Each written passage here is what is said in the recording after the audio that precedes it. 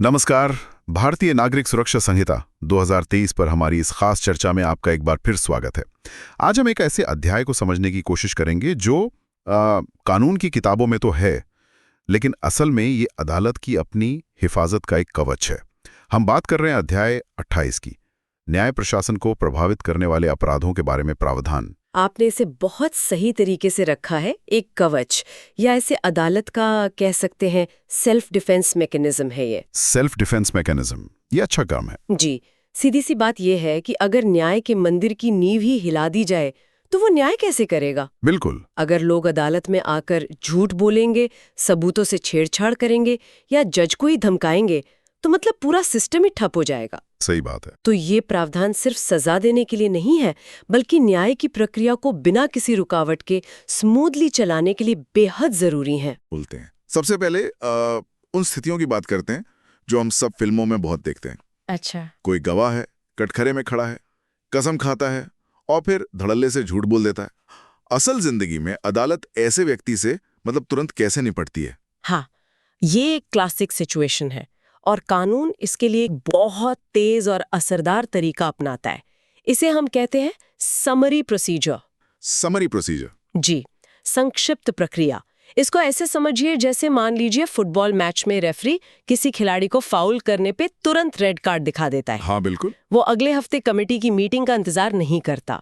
धारा 383 यही शक्ति सेशन कोर्ट या फर्स्ट क्लास मैजिस्ट्रेट को देती है। अच्छा। अगर जज को अपना फैसला सुनाते हुए ये पक्का यकीन हो जाए कि किसी गवाह ने जानबूझकर झूठा सबूत दिया है या झूठ बोला है, तो वो उसी वक्त उस अपराध का संज्ञान ले सकते हैं। उसी वक्त? कोई लंबा चौड़ा मुकदमा नहीं, वहीं के वहीं फैसला? बिल्कुल, वहीं के वहीं। उस व्यक्ति को अपनी सफाई देने का एक मौका दिया जाएगा। पूछा जाएगा कि भाई तुम्हें सजा क्यों न दी जाए। राइट। और अगर अदालत उसकी सफाई से संतुष्ट नहीं है तो उसे तुरंत 3 महीने तक की जेल या 1000 रुपए तक का जुर्माना या दोनों की सजा सुना सकती है। वाह, इसका मकसद एकदम साफ है कि अदालत में झूठ बोलने की कोई हिम्मत ही ना करे। एक फौरी संदेश देना। एग्जैक्टली, एक कड़ा और फौरी संदेश। ये तो हुई झूठ बोलने की बात, लेकिन कई बार हालात और भी ज्यादा कह सकते हैं बिगड़ जाते हैं। कोई कार्रवाई में रुकावट डालता है, चिल्लाने लगता है या सीधे सीधे जज का ही अपमान कर देता है। उस सीधी अवमानना डायरेक्ट कंटेम्प्ट से निपटने के लिए क्या व्यवस्था है? उसके लिए भी एक तत्काल व्यवस्था है।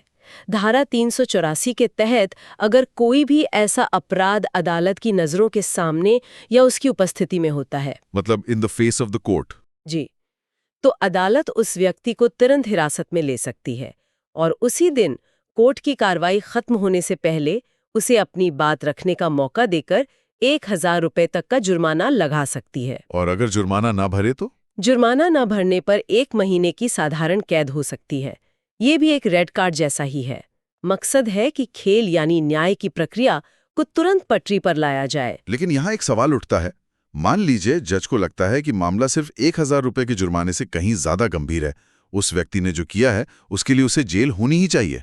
क्या तब भी जज खुद ही सजा दे सकता है? ये एक बहुत ही अहम नुक्ता है और यहीं पर कानून का जो संतुलन है वो दिखाई देता है। धारा 385 कहती है कि अगर अदालत को लगता है कि आरोपी को जेल की सजा मिलनी चाहिए या जुर्माना 200 रुपए से ज्यादा होना चाहिए। अच्छा, 200 रुपए की एक लिमिट भी है? जी, या किसी और वजह से इस मामले को तुरंत निपटाना ठीक नहीं है, तो वो खुद सजा नहीं देगी। तो फिर क्या होगा? वो मामले के सारे तथ्य लिखकर उसे अधिकार क्षेत्र वाले मजिस्ट्रेट के पास भेज देगी। फिर उस मजिस्ट्रेट के सामने एक सामान्य मुकदमे की तरह पूरी सुनवाई होगी। तो ये एक तरह का सेफ्टी वॉल्व है ताकि जल्दबाजी में कोई बड़ा फैसला ना हो जाए। बिल्कुल। और क्या माफी की कोई गुंजाइश होती है? अगर किसी ने मान लीजिए गुस्से में कुछ कह दिया लेकिन बाद में उसे अपनी गलती का एहसास हुआ? हाँ, कानून सजा देने के साथ साथ पश्चाताप को भी जगह देता है। धारा 387 अदालत को ये शक्ति देती है कि अगर अपराधी अपनी गलती मानकर बिना शर्त माफी मांगता है और अदालत को लगता है कि माफी सच्ची है, तो वो सुनाई गई सजा को पूरी तरह से माफ कर सकती है। ये अच्छी बात है। इससे पता चलता है कि असली मकसद किसी को दंडित करना नहीं, बल्कि अदालत की गरिमा और अधिकार को फिर से स्थापित करना है। एकदम सही। अभी तक हमने उन अपराधों की बात की जहां कोई कुछ करता है, जैसे झूठ बोलना, अपमान करना। लेकिन न्याय में रुकावट तो कुछ न करके भी डाली जा सकती है, बिल्कुल जैसे कोई जरूरी गवाह अदालत में आने से ही मना कर दे। बिल्कुल। ये तो हमारे सिस्टम में एक बहुत बड़ी समस्या है कि तारीख पर तारीख पड़ती रहती है क्योंकि गवाह नहीं आते। बिल्कुल। और ये जो निष्क्रिय प्रतिरोध है, जिसे पैसिव रेजिस्टेंस कहते हैं, ये न्याय प्रक्रिया को पंगु बना सकता है। सही बात है। इसी से निपटने के लिए है धारा 389। अच्छा। अगर किसी गवाह को समन भेजा गया है और वो बिना किसी जायज वजह के अदालत में हाजिर नहीं होता, तो अदालत उसे अपनी बात रखने का मौका देने के बाद उस पर 500 रुपए तक का जुर्माना लगा सकती है। 500 रुपए? ये रकम भले ही छोटी लगे, लेकिन इसका संदेश बड़ा है कि अदालत के बुलावे को हल्के में नहीं लिया जा सकता। बिल्कुल। और अगर गवाह आ तो जाए, लेकिन सवालों का जवाब देने से ही मना कर दे या कोई ऐसा दस्तावेज पेश करने से इनकार कर दे जो केस के लिए बहुत जरूरी है, ये भी न्याय में सीधी सीधी बाधा डालना है। धारा 388 इसी स्थिति के लिए है। अगर कोई व्यक्ति बिना किसी वाजिब कारण के ऐसा करता है, तो अदालत उसे 7 दिनों तक के लिए सिविल जेल में भेज सकती है। 7 दिन? जी, ये एक तरह का दबाव बनाने का तरीका है ताकि वो सहयोग करे। और अगर वो फिर भी अपनी जिद पर अड़ा रहता है, तो उसके खिलाफ अवमानना की वही बड़ी कार्यवाही शुरू की जा सकती है जिसका हमने पहले जिक्र किया था, धारा 384 या 385 के तहत। ठीक है।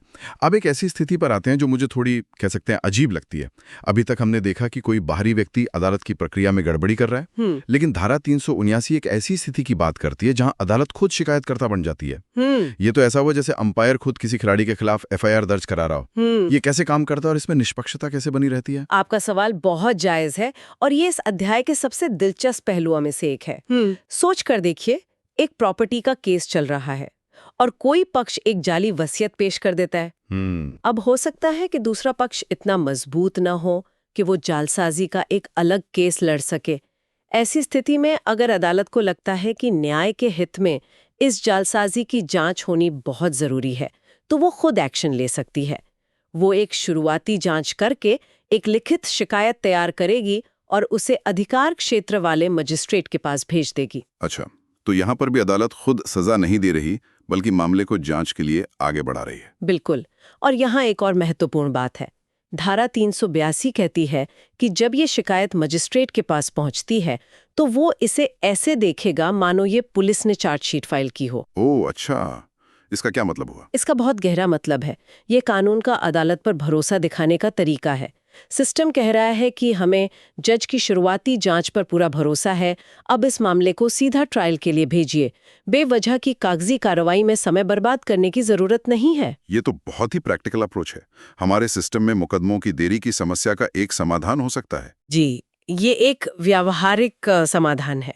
लेकिन अगर मान लीजिए निचली अदालत ये शिकायत करने से मना कर दे या किसी के दबाव में आकर गलत शिकायत कर दे, तो क्या कोई उपाय है? हाँ, यहाँ पर भी चेक्स एंड बैलेंसेस हैं। धारा 380 के तहत पीड़ित पक्ष निचली अदालत के इस फैसले के खिलाफ उससे सीनियर कोर्ट में अपील कर सकता है। अच्छा। और वो सीनियर कोर्ट या तो शिकायत दर्ज करने का आदेश दे सकती है या फिर दर्ज की गई शिकायत को वापस लेने का।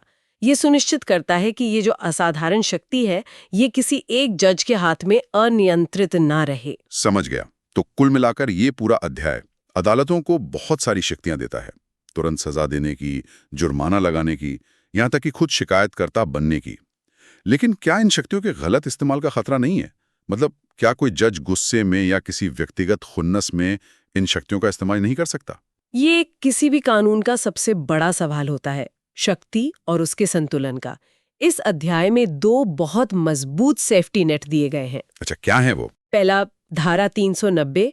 ये साफ कहती है कि झूठी गवाही, अवमानना या सहयोग न करने के लिए दी गई कोई भी तत्काल सजा अंतिम नहीं है, उसके खिलाफ अपील की जा सकती है, ठीक वैसे ही जैसे किसी सामान्य फैसले के खिलाफ होती है। ओके, तो अपील का अधिकार बना रहता है। जी, तो आरोपी को अपनी बात एक और ऊंची अदालत में रखने का पूरा मौका मिलता है। और दूसरा सेफ्टी नेट? दूसरा सेफ्टी नेट प्राकृतिक न्याय का एक बहुत बड़ा सिद्धांत है, जिसे कानून की भाषा में कहते हैं नेमो जुडेक्स इन काउजा सुआ। इसका क्या मतलब है? इसका मतलब है कोई भी व्यक्ति अपने ही मामले में जज नहीं हो सकता। सही बात है। धारा 391 इसी सिद्धांत को लागू करती है।